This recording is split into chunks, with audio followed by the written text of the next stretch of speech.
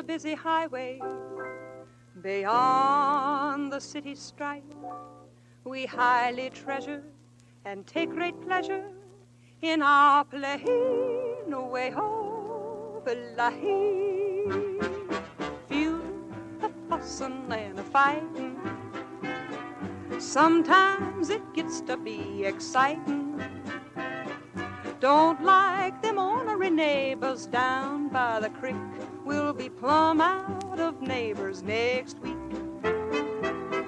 Grandma, poor old Grandma, why'd they have to shoot poor Grandma? She lies 'neath the clover. Someone caught her bending over, picking up a daisy. Few a fussin' and a fightin'. This is a wrong that needs a rightin'.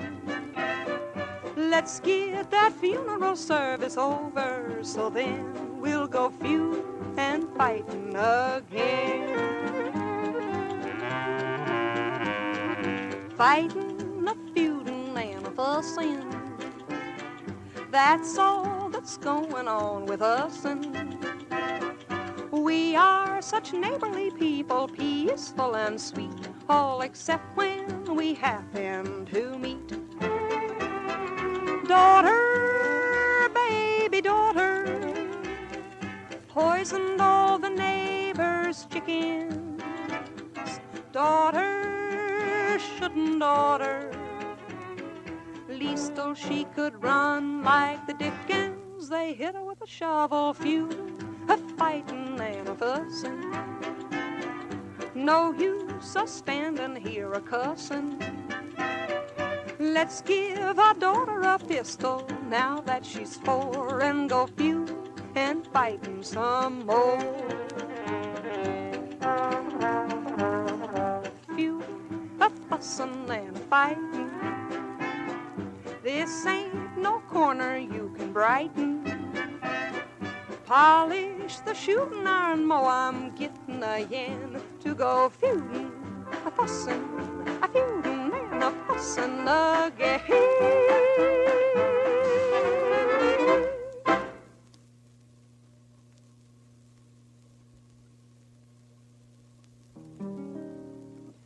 Life used to be a gay thing, filled with happiness, night and day thing. It was something to have and to hold, but it seems that your love grew cold. I never knew that our romance had ended until you poisoned my food, and I thought it was a lark when you kicked me in the park. But now I think it was rude. I never knew that our romance had finished until that bottle hit my head. Though I tried to be aloof when you pushed me off the roof, I feel our romance is dead. It wouldn't have been so bad if you told me that someone had taken my place. But no, you didn't even scold me. You just tried to disfigure my face. You'll never know how my poor heart is breaking. It looks so helpless, but then life used to be so placid. Won't you please put down that acid and say that we're sweethearts again? Oh, how well I remember that night in Bridgeport. That was the night you gave me the hot foot. I thought there was sort of a strange look in your eyes, but then you smiled and, well, it made everything all right. Then there was a time we went canoeing, and you set fire to my dress. You said you pushed me overboard to put out the flame, but I never quite understood why you held me underwater so long. Now, I've never met this girl who's taking my place, but I wish you all the happiness in the world. And if there's anything I can do, you know you can always reach me in room number 304 in the General Hospital. Farewell, my sweet. You'll never know how my poor heart is breaking. It looks so helpless, but then my love can go just so far. Won't you please put down that crowbar and say that we're sweethearts again?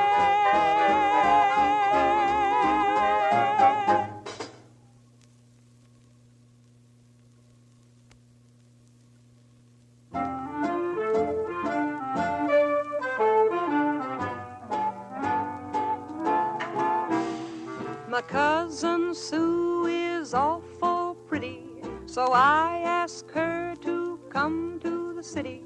She wrote right back, save your pity. I don't need no money to pay my bills, 'cause I'm doing all right. Yes, I'm doing all right. Right here in these hills. Oh, a traveling man from Birmingham gave me a coat of Persian lamb, and a traveling man from Memphis gave me a gown and some bright red shoes with a hat that matches. I got from a man from Natchez, and I didn't even have to go to town. All the traveling men from far and near bring me presents when they go through here. They come up the mountain, they don't mind the climb, and they stay till 12 o'clock mountain time. And a traveling man came from New York. All I got from him was a line of talk, but I'm doing all right. I'm doing all right for a mountain gal. I got new hair bows and fancy clothes right from my head down to my toes, and you don't get those unless you know the right guys. I got long red flannels with my own initials, got them from some high officials, and my folks are wondering how they knew my size. All the traveling men from far and near bring me presents when they go through here. They come up the mountain, how they puff and frown, but they're full of smiles again going down.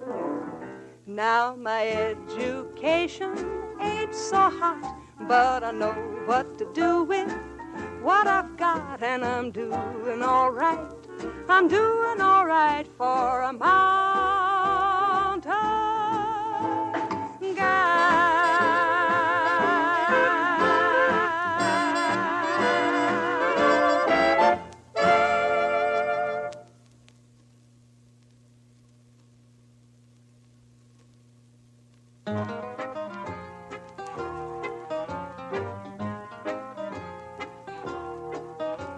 You've heard of Rosie the Riveter?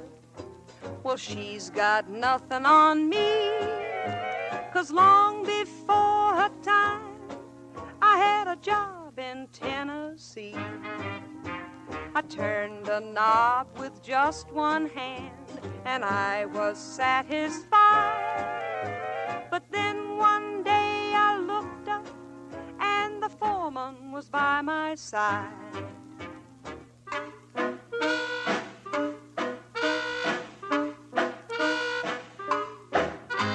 Your right hand's kinda busy, gal, but your left hand's a hanging free. Just put it on this here knob, that there's efficiency.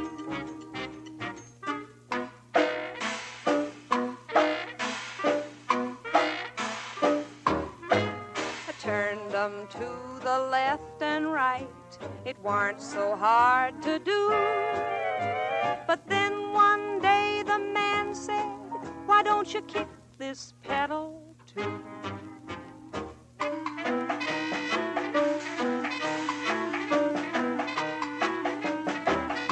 So there I was a-turning and a-kicking with all my might. The superintendent came along and he said, this gal's all right. You got your motor running and your rhythm is right smart. But there's one foot you're not using. Use it here to push this part.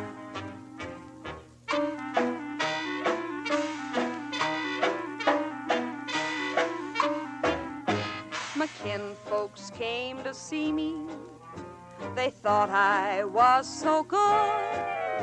So I just turned and kicked for them as fancy as I could.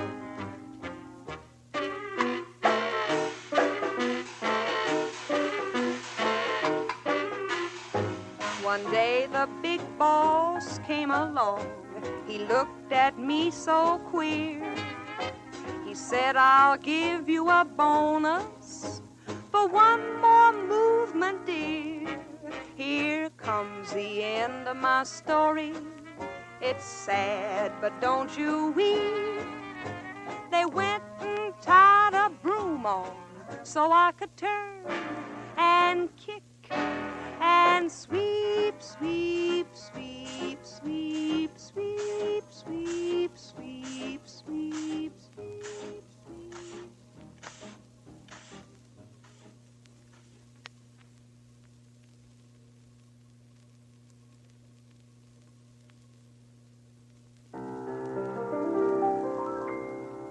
This is a story of a gal who lived down Missouri way. Oh, what a pity how she hankered for the city, and her heart she did obey. Oh, she comes from Flat River, Missouri, and her name is Minnie Lou. There's a boy in Flat River, Missouri, and he loves Minnie too. Now Minnie just wasn't contented as the hours began to lag. She got busy and bought her a ticket and packed her overnight bag. Oh, Minnie Lou, oh, Minnie Lou, took to the city, told her loved one adieu. Now he's in a dither, 'cause all he wants to do is to be with her. Now he sits home alone every evening, and he's slowly wasting away, crying, Minnie, come back to Flat River, Missouri, to stay. But Minnie's forgotten Flat River, and she won't go back again, 'cause she struck it rich in the city, panning gold from a rich old man. Oh, Minnie Lou, oh, Minnie Lou, she has wed a millionaire, well, wouldn't you? Now she's wearing jewels, 'cause she has learned that men can be such fools. But do you think that Minnie is happy just being a rich man's wife? Is Is she happier here than in Flat River? You darn tootin', I'd be happier too, wouldn't you?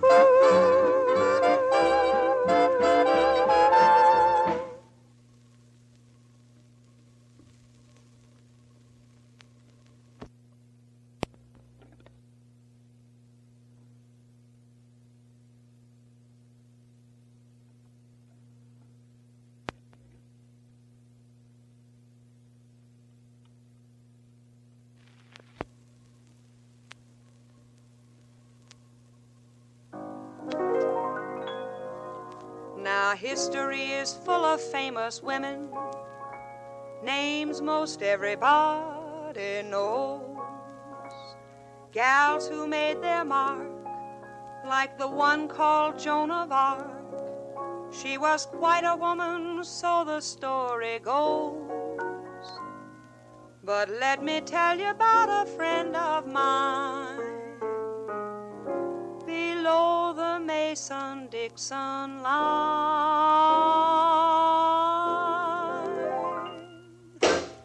she was known throughout her teens as the Maid of New Orleans, till the sheriff chased her poor old Ma and Pa.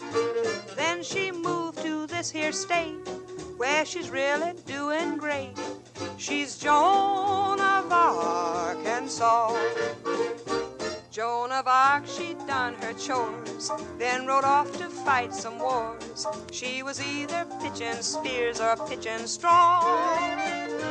Now my friend's a pitcher too, but she's mostly pitching woo. She's Joan of Arkansas. Well, now Joan of Arc, she had a great big army, and to fight for France she led 1,000 men. But this other Joan, she's got a bigger army, who follow her for something else again. All the gals are up a tree, they're as jealous as can be, and I understand they tried to pass a law, 'cause when she kisses men, they ain't the same again. She's Joan of Arkansas.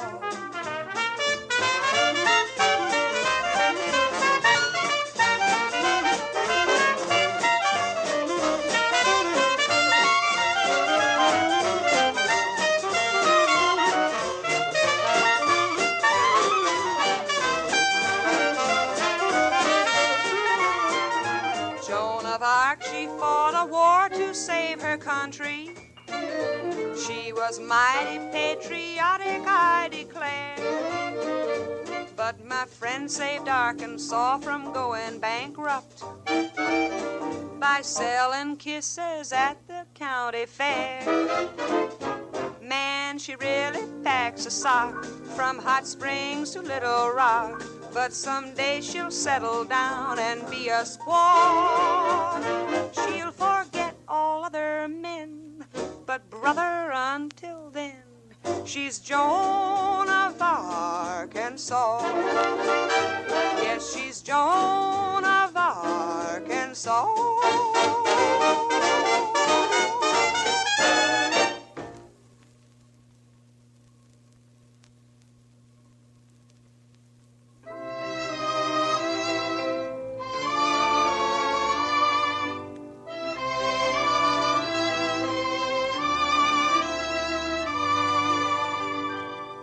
Cynthia Lou, when she was 2, could set your heart aglow. Devilish eyes, but otherwise pure as the driven snow. Oh, pure as the driven snow. At 17, her slate was clean, no kiss would she bestow. She'd say each time, remember I'm pure as the driven snow. No, no, no, pure as the driven snow. I'm gonna lead a wonderful, happy life, make some man a wonderful wife. I won't be sad or won't be bored, for virtue is its own reward. So said Cynthia Lou, and she meant it too. But then one day there came her way a guy with lots of dough. Concerning her, his motives were pure as the driven snow. Ho, ho, ho, pure as the driven snow. He gave her things like diamond rings and stocks and bonds, and so, to put it plain, did she remain pure as the driven snow. No, no, no, pure as the driven snow. But such is fate. At 98 she lost her wealthy beau. The moral here is very clear, and only goes to show, if her views she hadn't shifted, stayed pure and never drifted, she wouldn't be left sitting on the shelf. Now at 99 she's through with men, she's pure as the driven snow again. But she's gotta go out and shovel for herself, she's getting snowbound. She's gotta go out and shovel for herself.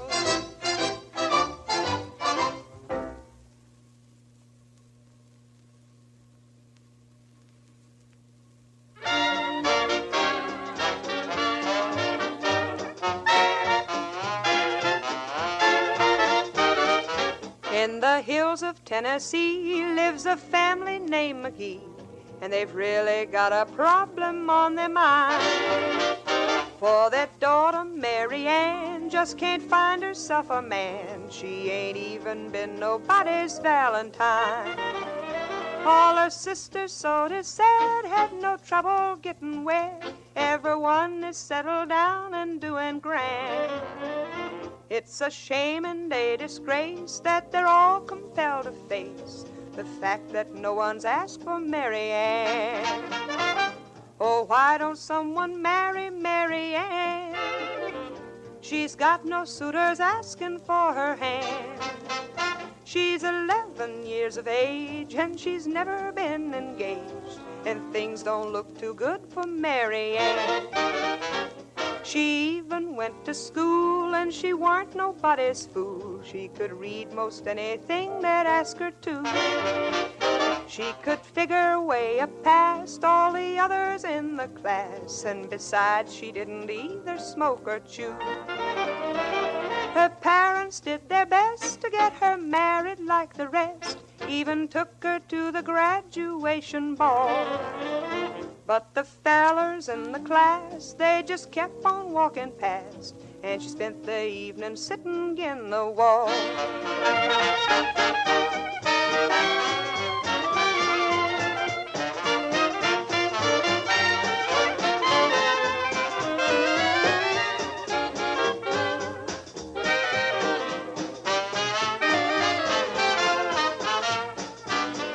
She knows how to milk a cow, she can even steer a plow. Ain't nothing round the farm she couldn't do. When her morning chores is done, then she'd like to have some fun, but the boys is busy making Mountain Dew. They just can't figure out why some fella roundabout ain't asking Mary Ann to be his wife. And if the truth is told, she'll soon be looking old, and she'll likely be an old maid all her life. Oh, why don't someone marry Mary Ann? No gal can shoot a rifle like she can. And And what fills her with dismay, she'll be 12 next Groundhog's Day. Oh, the future don't look bright for Mary Ann. She's got a true soul. Oh, why don't someone marry Mary Ann?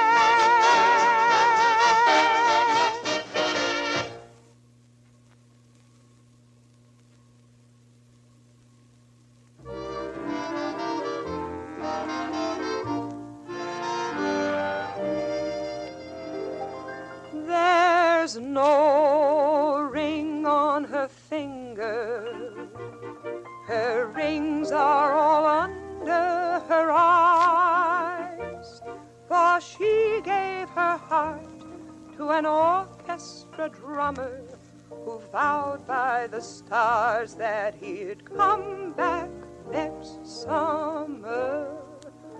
But no ring on her finger, not even a ring on her phone. For just like his bass drum, he beat it, and she's all alone.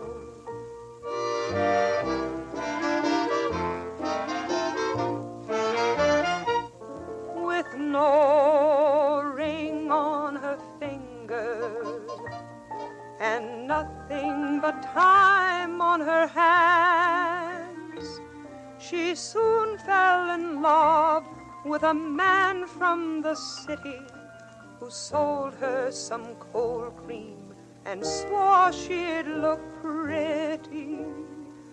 But no ring on her finger, not even a half-carat stone.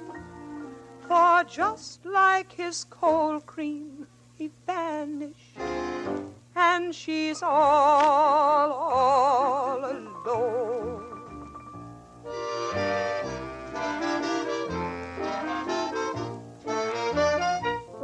With no ring on her finger, and fingers were pointing in scorn, she next found romance with a gas meter reader who promised that right to the altar he'd lead her. But no ring on her finger, no plain golden band does she own. For just like the fumes, he escaped her, and she's all alone. And she's all alone.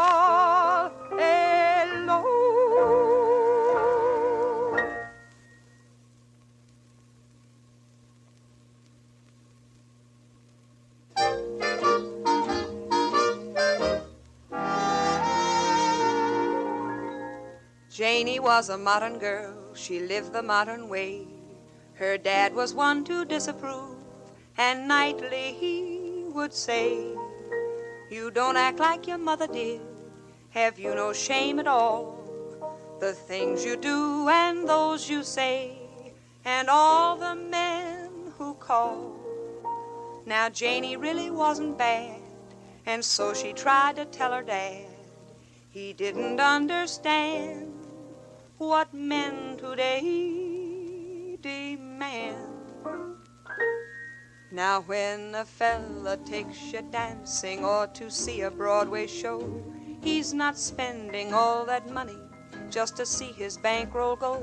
And then when he takes you driving and the car runs out of gas, well, you knew he didn't take you just to see the trees go past. If he wines you and he dines you, as most girls'll have him do, you can bet your bottom dollar that's not all he'll want from you. So you see, there's been a change since mother was a girl. Things are not the same as they were then.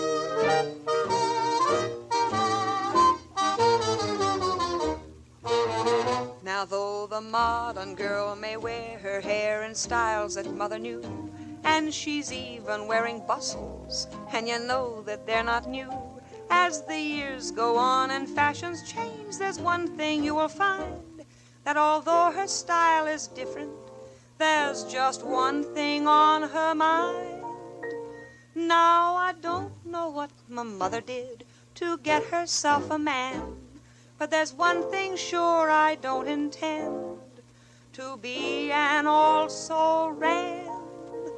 So although there's been a change since mother was a girl, you'll find the aim the same as it was then, as it was then.